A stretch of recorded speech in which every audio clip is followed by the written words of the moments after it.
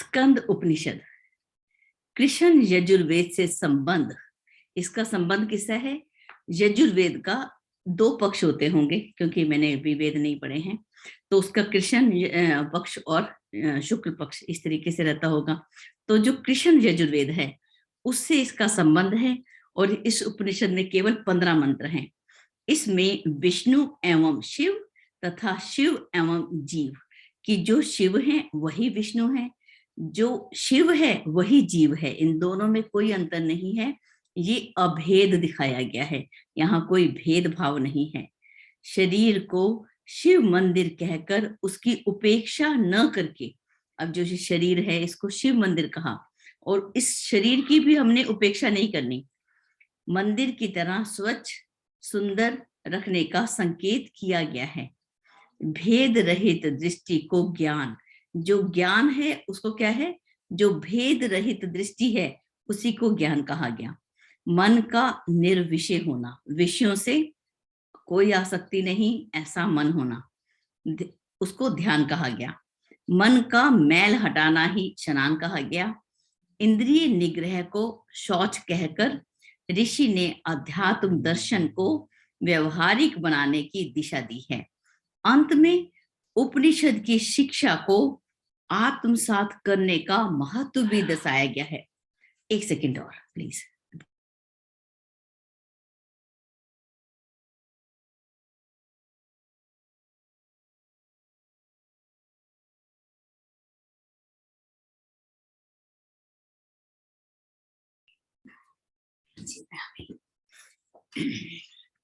और इसके अंदर जो है पहला, जो हम इसका शांति पाठ को भी आज हम ले ही लेते हैं, पूरा शांति पाठ, क्योंकि उपनिषद तो बहुत बड़ा नहीं है लेकिन इसका मीनिंग बहुत बड़ा है। ओम सहना भवतु सहनौ भुनक्तु सह वीर्यं करवावहै तेजस्विना धीतमस्तु मां विद्विषावहै। ओम शांति ही शांति ही शांति ही। हम शांति पाठ करके उपनिषद को क्यों पढ़ते हैं? क्योंकि जीवन में जो है वो शांति आए, और जब हम शांत होकर शांत मन से जब हम उपनिषद पढ़ते हैं तब हमें ये गहरी इसकी समझ आती है। अब देखिए पहला जो मंत्र है उसको देखते हैं। यहाँ पर संबोधन किया गया भगवान शिव को, तो यहाँ शिव जो हैं वो उत्तर देने वाले हैं। हे महादेव, आपकी लेश मात्र कृपा प्राप्त होने से मैं अच्युत विशिष्ट ज्ञान पुंज एवं शिव स्वरूप बन गया हूं। इससे अधिक और क्या चाहिए? और इसके अंदर क्या बोला महादेव से कि आपकी लेश मात्र कृपा से, कि आपकी कृपा से मैं कैसा बन गया हूं? अच्युत, यानी कि पतित। आप पतित के पावन है ना, विचलित न होने वाला, ऐसा हो गया हूं कि अब मैं विचलित नहीं हो सकता। विशिष्ट ज्ञान का पुंज बन गया हूं और शिव का स्वरूप बन गया हूं। शिव कौन है? कल्याणकारी। मेरा स्वरूप कैसे बन गया है? वो भी कल्याणकारी ही बन गया है। इससे अधिक और क्या चाहिए? दूसरा श्लोक को देखते हैं। जब साधक अपने पार्थिव शरीर को भूलकर अपने अंतःकरण का विकास करते हुए सबको अपने समान प्रकाशमान मानता है। अब जो साधक है वो अपने पार्थिव शरीर को, स्वरूप को भूलकर, ये साधक जो है हम अपने आप को शरीर मान लेते हैं। अब हम आपको शरीर नहीं मानते। इस जो मिट्टी, हवा, वायु, पृथ्वी से जो बना हुआ शरीर है, 5 तत्वों से बना हुआ शरीर है, उसको भूलकर अपने अंतःकरण का विकास करते हुए सबको अपने समान प्रकाशमान मानता है कि सभी कैसे हैं? वो सब मेरे समान है। हम मेरे में और दूसरों में कोई भी अंतर नहीं है। जब एक समान मान लेता है तब तब उसका अपना अंतःकरण समाप्त होकर वहां एकमात्र परमेश्वर का अस्तित्व रहता है। अब यहाँ पर क्या है? अपना अंतःकरण समाप्त हो गया। यहाँ पर कोई दूसरा है नहीं, एक ही है। यहाँ पर दो की सत्ता ही नहीं है, यहाँ पर केवल एक, वो ही है। मैं नहीं हूं यहाँ पर, वो है तू ही तू, मैं नहीं। ठीक है, तो यहाँ पर मैं जो है वो मिट जाती है। अपना अंतःकरण, मन, बुद्धि, चित्त, अहंकार, अहम जब आकार बनाता है उसको अहंकार कहते हैं। यहाँ कोई अहम आकार नहीं बना रहा, यहाँ कोई बुद्धि काम नहीं कर रही, यहाँ चित्त मन सब समाप्त हो गए और एकमात्र अस्तित्व है, वो परमेश्वर का अस्तित्व है। आगे कहते हैं, इससे अधिक क्या होगा कि मैं आत्म रूप में स्थित हूं और अजन्मा अनुभव करता हूं, कि मैं अपने आप में स्थित हूं और मेरा जन्म तो हुआ नहीं, शरीर तो कल की क्लास में भी भैया बता रहे थे, जो शरीर तो है ही नहीं, जन्म और मरण, तो शरीर तो मरण धर्म है, शरीर तो जड़ वस्तु है, जड़ तो जड़ में मिल गई, जो आत्मा है वो अमर है, अजन्मा है, उसका तो ना जन्म है, उसका नाम मरण है। तो मैं अब अनुभव कर रहा हूं कि मैं तो अजन्मा हूं। इसके अतिरिक्त ये संपूर्ण जड़ जगत स्वप्नवत नाशवान है, जैसे कि स्वप्न का नाश हो जाता है। स्वप्न का नाश कितनी देर में हो जाता है? हम अगर 4-5-6 घंटे की नींद लेते हैं तो उसके अंदर 10 मिनट का 5 मिनट का कुछ छोटा सा सपना आता है और झट से नींद खुलती है और स्वप्न गायब। ऐसे ही अब मैं कैसा, ये जो अपने आप को आत्म रूप में स्थित मानता हूं, मैं अजन्मा अनुभव कर रहा हूं, और इसके अतिरिक्त मैं जो भी देख रहा हूं आसपास, ये कैसा है? बिल्कुल जैसे स्वप्न के समान है, ये भी स्वप्न है। आगे चलते हैं श्लोक नंबर 4 की ओर। जो जड़ चेतन सबका दृष्टा रूप है, वही अच्युत और ज्ञान स्वरूप है, वही महादेव और वही महाहरि है। अब सबका दृष्टा कौन है? जो सब जड़ और चेतन को देख रहा है, दृष्टा का रूप है, वही अच्युत है, अटल है और ज्ञान का स्वरूप है, वही महादेव और वही महाहरि हैं। यहाँ पर हमें ईश्वर के भी भिन्न भिन्न नाम यहाँ पर नहीं है, एक ही है, एकम, ठीक है, वो एक ही है। आगे चलते हैं। अब इसका जो श्लोक नंबर 5, स एव ज्योतिषाम ज्योति स एव परमेश्वर स एव ही पर ब्रह्म तद ब्रह्म अहम न संशय। वही सब ज्योतियों की मूल ज्योति है, वही परमेश्वर है, पर ब्रह्म है, मैं भी वही हूं, इसमें संशय नहीं है। बहुत ही सुंदर कि अब सबसे पहले तो वो ईश्वर को बता रहा है कि वो सब ज्योतियों की मूल ज्योति है, सबसे मूल, जो प्रकाश का मूल स्वरूप। हमने पीछे पढ़ा था कि वहां पर अग्नि जो है, वहां सूर्य भी नहीं, वहां पर तो हम कोई भी बिजली विद्युत भी नहीं, वहां पर चंद्रमा भी नहीं, तो वहां की जो मूल प्रकाश का जो मूल स्रोत है वो है, वो ईश्वर, वही सब ज्योतियों की मूल ज्योति है, वही परमेश्वर है, पर ब्रह्म है, मैं भी वही हूं, इसमें संशय नहीं है, यहाँ पर कोई संशय नहीं है। स एव ज्योतिषाम ज्योति, जो पीछे शिव संकल्पोपनिषद आया था उसमें भी यही लाइन स एव ज्योतिषाम ज्योति आया था शायद। आगे है श्लोक नंबर 6, एक एक श्लोक इसका बहुत ही इंपॉर्टेंट है।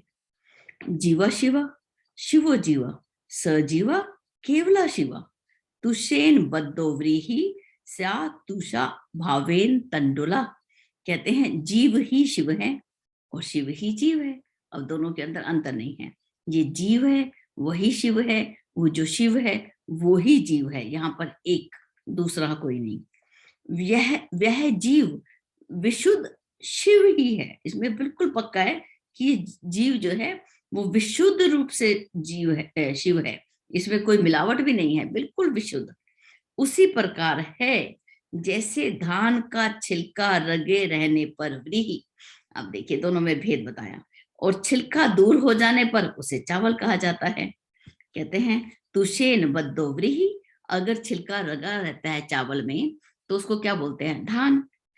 तुषा भावेन तंडुल है, और उसका जो छिलका है उसको अभाव हो जाए, उसको हटा दिया जाए तो तंडुल बन जाता है, चावल बन जाता है। तो है तो दोनों एक ही, हम बंधन में जकड़े हुए हैं, हम कलमश कषायों के अंदर, अपने पूरे बुरे कुसंस्कारों के अंदर जब तक हम जकड़े हुए हैं तो यानी कि हम बंधन में हैं, हमारे ऊपर वो धान का छिलका लगा हुआ है और हम वापस वापस उग सकते हैं। इसमें लिखा अगले लाइन में, हाँ, कि अब जब हम धान को उगाएं तो वो उग जाता है, आप चावल को उगा दीजिए तो क्या वो उग जाएगा? क्या नहीं उगता। तो हम जो है बंधनों में, जितना बंधन में फंसे हुए हैं तो हमारा पुनर्जन्म बार बार बार बार हम इस माया जाल में फंसे रहेंगे। और जब हम बंधन से मुक्त हो जाएंगे, जब हम अपने ऊपर के लगे हुए कषाय, कलमश, कुसंस्कार, आसक्ति, इन सबको, काम, क्रोध, लोभ, मोह, अहंकार जैसे कुसंस्कारों को सबको हटा देंगे, तो हम कैसे हो जाएंगे? हम भी उस चावल के समान बिल्कुल शिव का वही सेम रूप। तो ये भी बहुत ही कंठस्थ करने वाले यहाँ पर श्लोक हैं। आगे है, कहते हैं इस प्रकार बंधन में बंधा हुआ जीव होता है। अब बंधन में बंधा हुआ जीव होता है, वही कर्मों के नष्ट होने पर सदा शिव हो जाता है।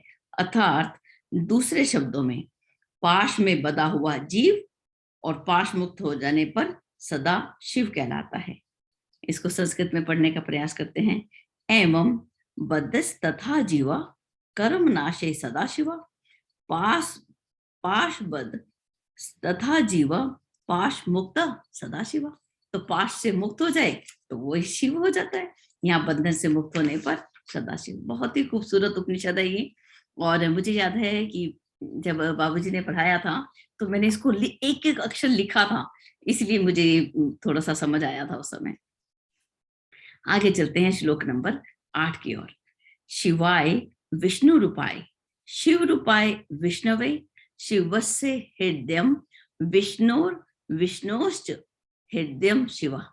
भगवान शिव ही भगवान विष्णु रूप हैं, भगवान विष्णु भगवान शिव रूप हैं। भगवान शिव के हृदय में भगवान विष्णु का निवास है और भगवान विष्णु के हृदय में भगवान शिव विराजमान है।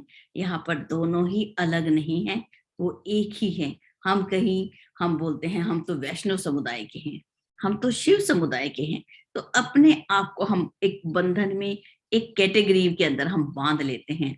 यहाँ पर अपने आप को उन कैटेगरी से भी, उन जो छोटा सा एक ब्रैकेट लगा देते हैं अपने आसपास कि मैं इस समुदाय का हूँ, उससे भी अपने आप को खोल देना। अब धान के जो छिलके हैं वो एक एक करके उतार देने हैं। जब उतर जाएंगे तो निश्चित रूप से पके हुए चावल, जो रामकृष्ण परमहंस ने कहानी सुनाई थी, मुझे तो वही बहुत अच्छी लगती है, साथ में एक बार वापस सुना दूंगी अभी।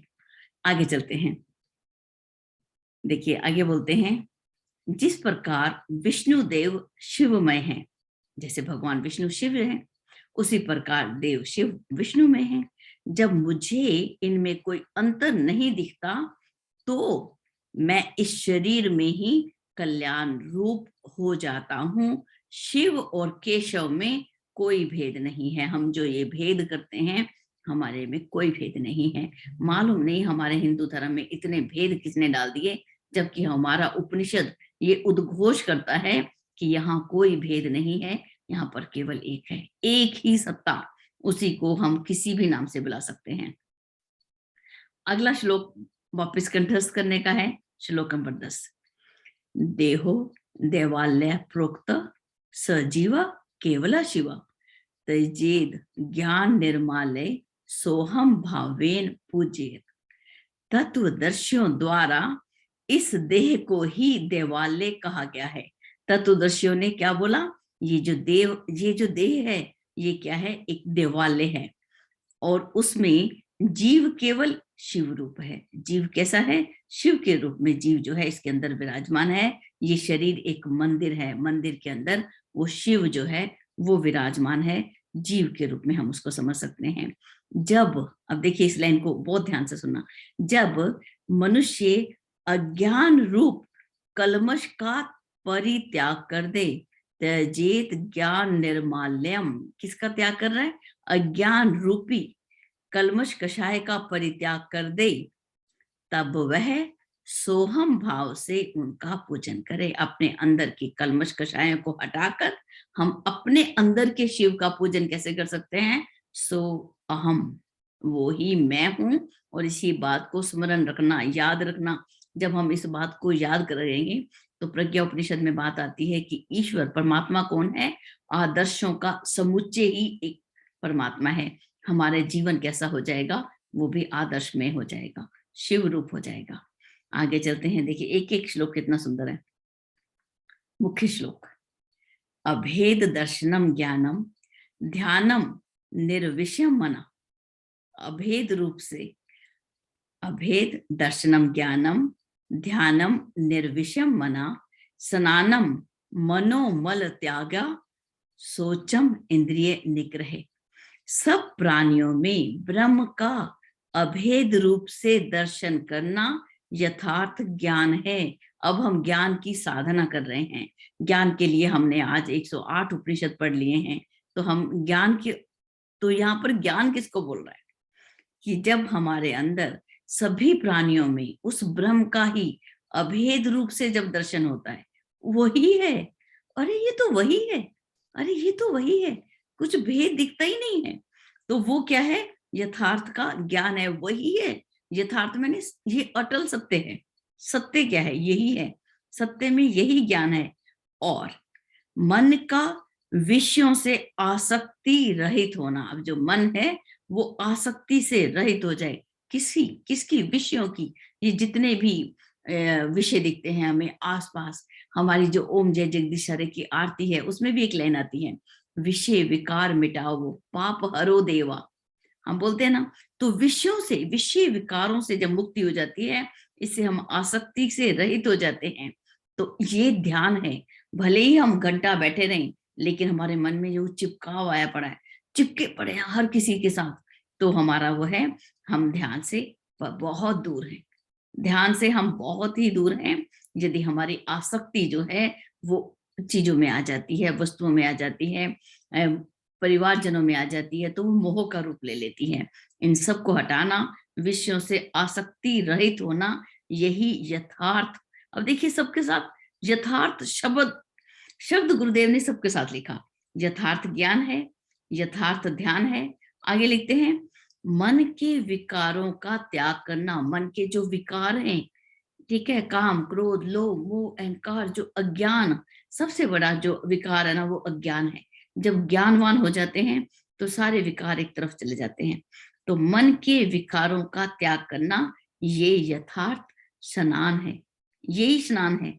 हम भले ही शरीर को कितना चमका लें, लेकिन असली स्नान क्या है? मन के विकारों का त्याग। हटा दीजिए। और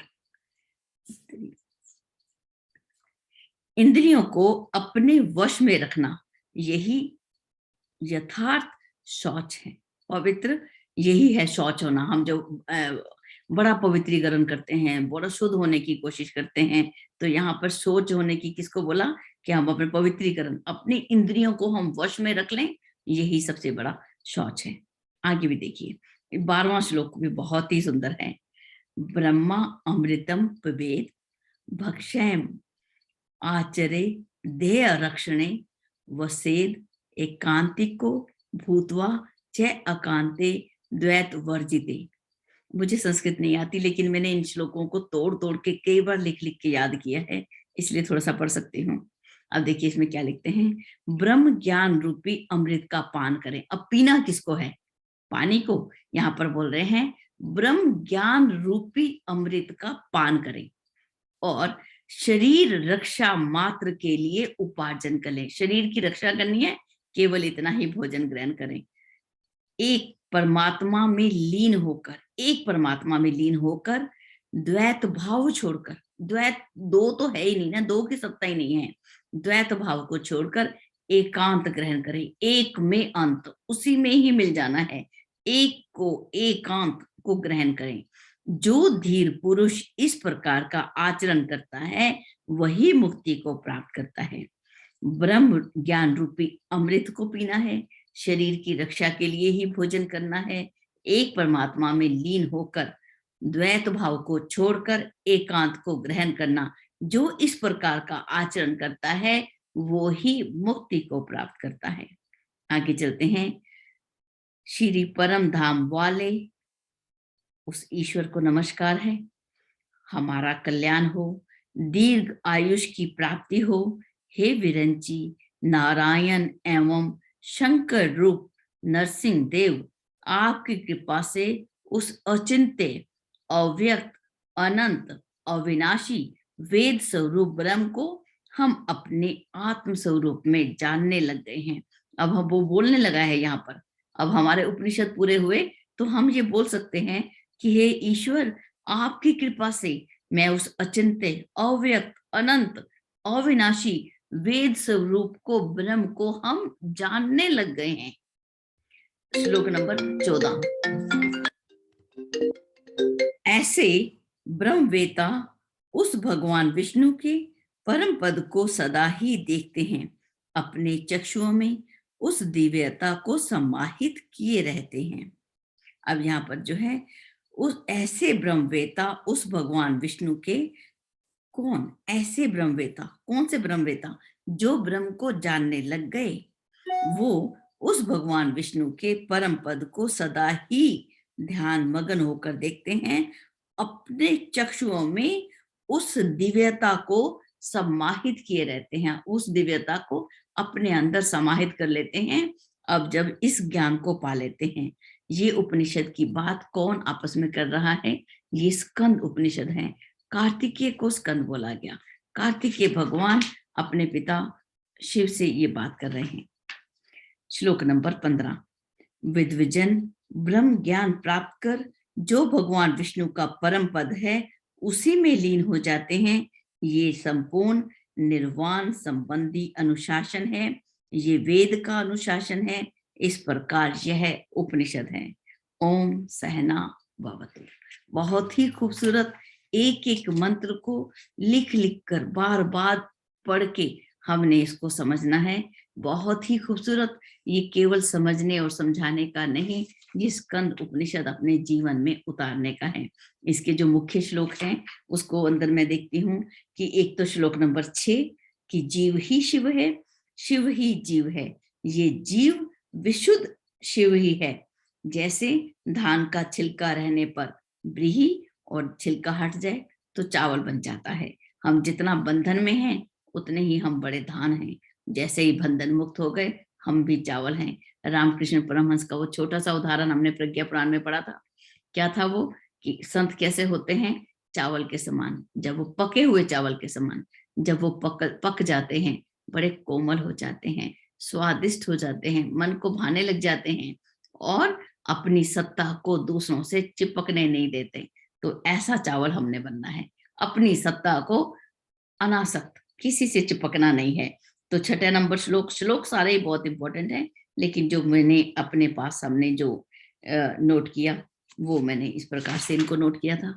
और एक ये वाला 9-10 नंबर का श्लोक, देहो देवालय प्रोक्त सजीव केवला शिव तजेद ज्ञान निर्माल्यम सोहम भावेन पूज्यते। तत्वदर्शी इस देह को ही देवालय कहते हैं और उसमें जो जीव है वो शिव का रूप है। जब मनुष्य अपने अंदर के अज्ञान रूप कल्मश और कषाय का परित्याग कर दे और अपने अंदर के बैठे हुए शिव का किस प्रकार से पूजन करे? सोहम भावेन पूज्येत। ये श्लोक रटने का, याद करने का, इम्प्लीमेंट करने का। अगला श्लोक, अभेद दर्शनम ज्ञानम ध्यानम निर्विषयम मना स्नानम मनोमल त्याग सोचम इंद्रिय निग्रह। अभेद रूप से ही उस ब्रह्म का ध्यान करना हर जगह। अब ध्यान के लिए मुझे ऐसे बैठना नहीं पड़ता, हर व्यक्ति के अंदर जब हम उसको देखने लग जाएं। एक दिन मैंने बाबूजी से कहा था, बाबूजी मैं तो बैठ नहीं सकती। अब मुझसे ये मत कहना कि मैं आलती पलती लगा के बैठ जाऊं, मैं तो बैठ ही नहीं सकती। तो बोलते हैं कि दुकान के अंदर जो कस्टमर्स आते हैं क्या उसके अंदर ईश्वर दिखता है? तो मैं क्या नहीं दिखता? तो बस उसके अंदर देखना शुरू कर दो तो मैं बैठने की जरूरत नहीं है। बस बहुत, ये तो सरल है। ये तो बस एक रिमाइंडर रख लो, अपनी कॉपी पे लिख के रख लो, जो आने वाला हर ग्राहक है वो ब्रह्म है।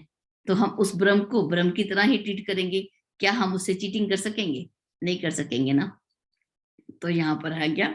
अभेद दर्शनम ज्ञानम, ध्यान, ये ध्यान निर्विषय मन, विषयों से आसक्ति रहित होना, स्नान अपने मन के मल का त्याग, सोचम अपनी इंद्रियों का निग्रह। बहुत ही सरल, बहुत ही सरल व्यवहारिक ज्ञान है ये। अब जो श्लोक नंबर 12 को भी एक बार दोबारा देख लेते हैं।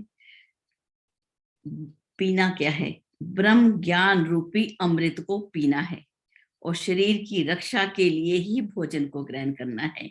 और लीन किसमें होना है? सोना किसकी गोद में है? एक परमात्मा में ही लीन होना है। छोड़ना किसको है? द्वैत भाव को, और एकांत ग्रहण करना है। हम भीड़ में भी हैं तब भी हमें कोई फर्क नहीं पड़ा, बिल्कुल, कितनी भी बड़ी भीड़ हो। जब दशहरा का मेला लगता था तो हमारे घर का कोई भी व्यक्ति नहीं जाया करता था। दशहरे की भीड़ में हम तो नहीं जाते, और मुझे वो सबसे अंदर, भीड़ के अंदर पहुंच के मंच तक पहुंच जाती थी। और जब जैसे ही रावण का दहन वहां प्रारंभ होता था, उस भीड़ में से निकल कर और मैं कब घर पहुंच जाती थी, मेरे घर वाले हैरान होते, इतनी भीड़ में से निकल के आ गई और निकल के आ गई। कोई फर्क नहीं पड़ता, एकांत, किसी से कोई किसी को देखना नहीं, पता नहीं कौन साइड में है कौन नहीं है, अपनी मस्ती में अपनी धुन में राम राम की धुन लगाई और घर पहुंच गए एकांत भाव से। जो धीर पुरुष इस प्रकार का आचरण करता है तो वो मुक्ति को प्राप्त करता है। तो मुक्ति के लिए कोई मरना पड़ेगा क्या? हम जीवित रहते हुए क्या हम मुक्त नहीं रह सकते, बंधनों से आजाद नहीं रह सकते? जितना ज्यादा हम बंधते जाएंगे, एक बार मेरी बेटी की टीचर, हाँ, ड्राइंग का, उसने बोला कि औरतों को बांधा जाता है बंधनों में। तो मैंने कहा वो कैसे बांधा जाता है? तो बोली इतने सारे गहने पहना देते हैं, बालों लंबे ही चाहिए, अच्छा वो शरीर सुंदर ही दिखना चाहिए, गहने इतनी, इतना सब कुछ उनको पहना, बंधनों में ओढ़ा। उस समय तो एक नारी के शरीर में मैंने समझा अपने आप को बंधन करने के लिए, और लेकिन अब एक मानव शरीर में रहते हुए हम किस प्रकार से अपने आप को बंधन से मुक्त रख सकें, वो स्कंद उपनिषद इसका बहुत ही आसान तरीके से हमें इसको बता देता है। और ऐसे ब्रह्मवेता उस भगवान विष्णु के परम पद को सदा ही देखते हैं, उनको कुछ और ये नहीं कि कल देखेंगे, सदा ही देखते हैं। समय हो चुका है, तो अगले वापस ज्वाइन करते हैं प्रज्ञा उपनिषद, प्रज्ञा पुराण की कक्षा में, और हम आज इसकी क्लोजिंग सेरेमनी करेंगे। ठीक है, जय गुरु।